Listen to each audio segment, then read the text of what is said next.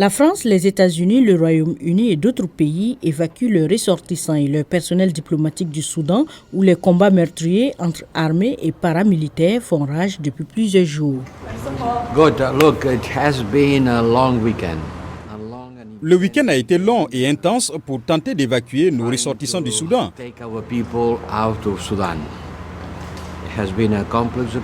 C'est une opération complexe, mais elle a été couronnée de succès. Tout d'abord, le personnel de l'Union européenne, 21 personnes, sont déjà en Europe et beaucoup d'autres citoyens de l'Union européenne ont déjà quitté le Soudan.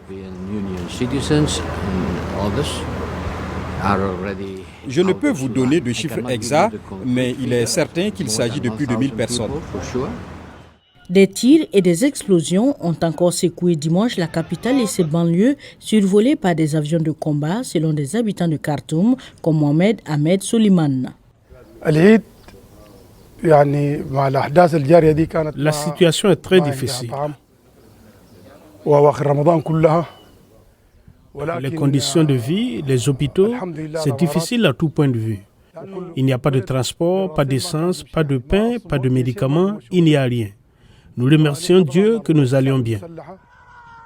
Les violences, principalement à Khartoum et au Darfour, dans l'Ouest, ont fait, selon l'Organisation mondiale de la santé, plus de 420 morts et 3700 blessés.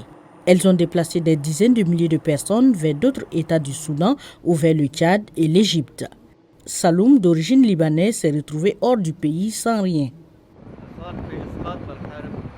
La guerre nous est tombée dessus sans avertissement, c'était très triste pour tout le monde, pas seulement pour les étrangers, surtout pour le peuple soudanais.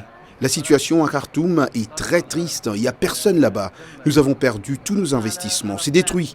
Je suis parti avec ce t-shirt et ce pyjama. C'est tout ce qui me reste après 17 ans. À Khartoum, les habitants craignent un regain de violence après le départ des étrangers.